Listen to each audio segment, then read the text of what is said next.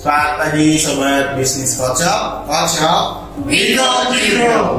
Oke, halo teman-teman Semanggi University yang ada dimanapun kalian berada. Kali ini kembali lagi bersama kami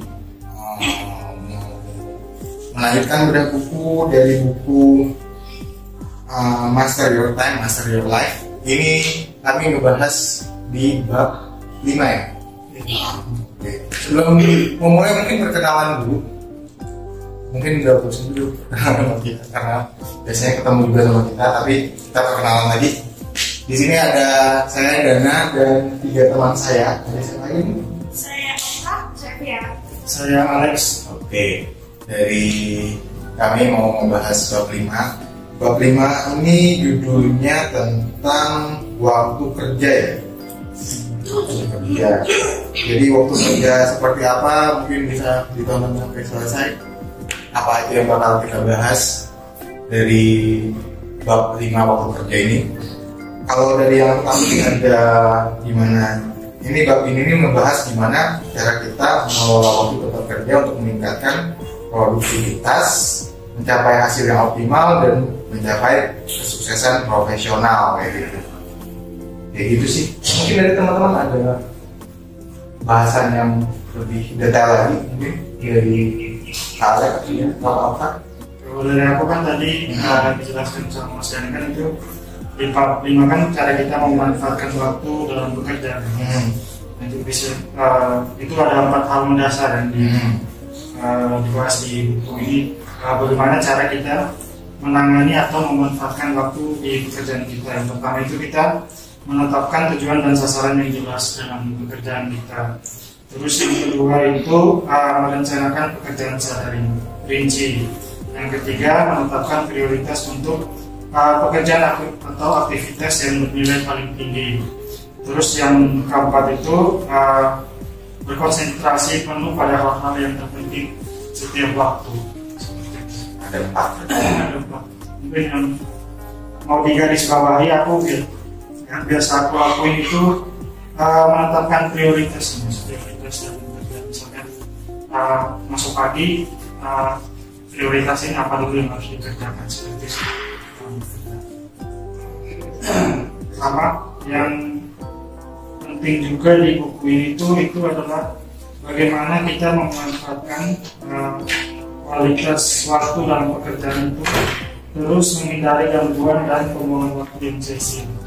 Yang udah disampaikan sama Kak Alex tadi, kalau menurut Oka udah benar banget. Terus itu tuh mengajarkan kita pentingnya disiplin, terus disiplin dalam merencanakan, memprioritaskan dan fokus pada hal yang lebih penting saat kita di pekerjaan.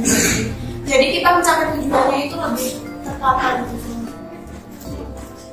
Jadi intinya tuh lebih memahami prioritas sama fokus pada tugas-tugas yang penting, terus biar bisa memaksimalkan hasil kerjanya gitu ya. Itu dari studi kasusnya ada yang bisa dijelasin dari buku? Kalau aku sih baca di sini tuh kemarin tuh ada yang namanya dan pemetaan waktu ya.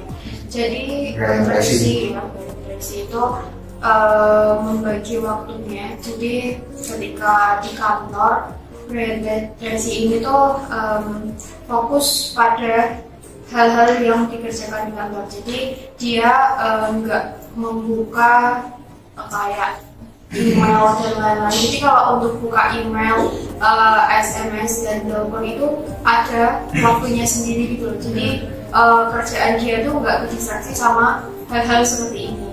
Jadi ada waktunya sendiri buat membuka kayak email dan lain-lain, sama yang dibilang Kak Alex tadi ada yang fokus sama kerjaan yang mungkin nambahin sedikit. Jadi di situ juga dijelaskan soal kalau misalnya ada telepon atau panggilan masuk ya. Nah itu kalau misalnya nggak penting-penting banget, nanti disisirin waktu nanti buat telepon lagi, ataupun juga kita angkat teleponnya tapi kita langsung ke inti gitu. Jadi kayak kebutuhan dia itu untuk apa gitu. Jadi kita memanajemen waktunya itu nggak bertele-tele, nggak lama gitu. nggak membuang waktu kita. Berarti meminimalisir distraksi bisa dibilang secara simpelnya.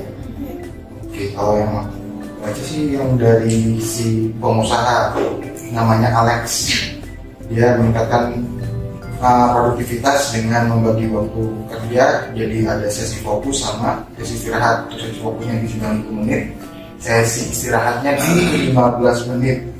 Jadi yang ada waktu kerja dalam time block, 20 fokus sama 30 menit istirahat kayak gitu lah.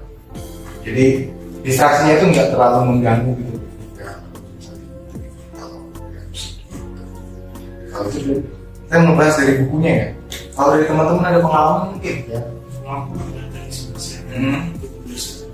Oh ya.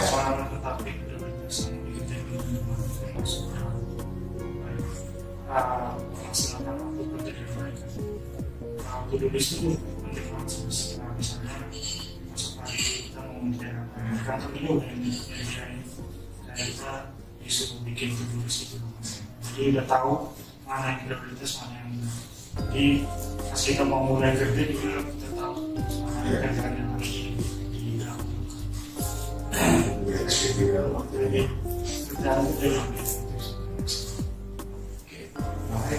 Iya, sama juga. Kan kayak di sini kan kalau aku hari ini malam ya.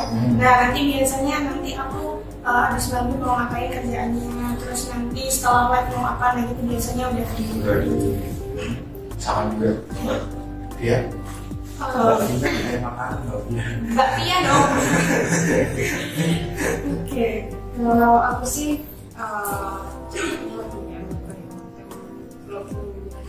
sama yang soalnya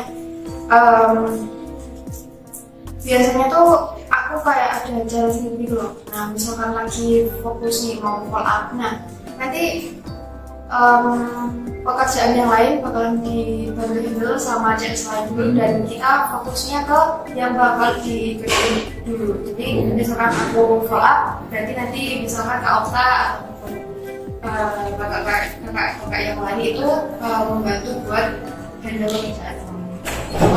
Jadi kayak delegasi gitu ya? Iya, betul. Atau mungkin yang gitu. Terus biasanya kalau lagi kayak gitu tuh emang sama sekali nggak buka kayak apa namanya, kayak handphone, WA dan lain-lain. Jadi emang benar-benar terfokus gitu loh Kak kerjaannya, nggak jadi ini nggak jadi itu, jadi bisa cepat lebih cepat selesai sih kalau misalnya fokus. Ya bersama karena aku megang marketing sama CS, jadi biasanya sistemnya teknologi juga. Jadi aku biasanya kayak ngupgrade produk itu aku sisihin waktu, bukan lebih ke waktu ya, lebih ke berapa jumlah yang aku upgrade. Nanti aku baru ngecek satu-satu kayak gitu. Jadi secara respon time juga tetap kejaga, tapi buat job desk dari marketing juga tetap kejaga kayak gitu sih. Iya, manajemen waktunya lagi. Kalau sih pakai time blocking juga nih. Ya masih belajar sih mas, kalau yang masalah distraksi ya. Apalagi zaman sekarang ya, kayaknya agak berat. Kalau itu kan kerjaannya depan laptop, terus ada ngisi internet lagi kan. Jadi kalau mau akses apa aja bisa. Jadi kalau kerja misalnya kita ya laptop dulu bisa akses sosial media. Ya balik lagi ke pribadi masing-masing. Oke, ini dari pengalaman teman-teman ya. Dari buku udah, dari pengalaman teman-teman juga udah. Ini dari kedepannya ada yang mau lagi dari pola kerja teman-teman dari setelah membaca bab 5 ini ada, apakah bakal ngebagi lagi, apakah pakai time blocking atau dengan sistem delegasi prioritas dan lain-lain. Mungkin teman-teman ada kan? Mungkin kalau aku ini sih mau bagian dari yang terpenting dulu yang dilakuin. Soalnya sekarang tuh kayak belum yang terpenting dulu yang diutamain gitu. Berarti lebih misah antara prioritas dan yang enggak prioritas itu. Iya. Kalau dari buku ini tuh banyak banget ya kan mas, dari mulai manajemen waktu sampai ada blogger dan lain-lain. Kalau aku sih mungkin ya lebih ke manajemen waktu aja sih, sama belajar dari yang blognya Teroga. Mengurangi distraksi juga. Kalau aku mungkin mengurangi distraksi karena masih sulit sih mengurangi distraksi itu. Dan tadi yang seperti aku bilang kan kerjanya depan laptop terus ya koneksi internet lagi, itu mengurangi distraksi itu yang bisa susah. Jadi menurut sedikit ya Kak, kalau kita kan distraksi juga nggak melulu terkait kayak apa yang ada di layar laptop kan, maksudnya kita juga ngobrol gini juga bisa jadi distraksi. Kayak mau distraksi itu dari arah mana aja gitu.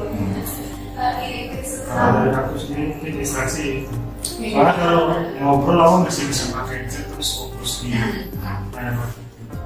Jadi nggak kedengeran teman-teman juga ngajak ngobrol. Oke, jadi banyak mengurangi distraksi juga ya. Oke, itu dari semuanya tahu dari aku sih. Baik, ini hampir sama distraksi sih. Karena kalau udah terganggu distraksinya, udah agak susah kalau buat membalikin ke fokus lagi kayak gitu. Makanya berusaha. Jadi distraksi itu bisa kita jadi prioritas. Iya. Terus ngerasa bulan penting. Terus masuk itu jadi malah fokusnya ke situ bukan ke kerjaan. Padahal kita udah punya tulis, malah jadi nggak well dan semua tulisnya kayak gitu sih. Itu kalau aku sih kayak gitu. Ini kalau bisa ditarik kesimpulan untuk bab 5 ini, dia lebih menekankan tentang pentingnya mengolah waktu kerja dengan efektif biar kita bisa mencapai hasil optimal ya. Jadi kalau teman-teman mau baca buku tentang Master Your Time, Master Your Life, cocok banget. Kalau teman-teman mau lebih memanage waktunya, bisa banget.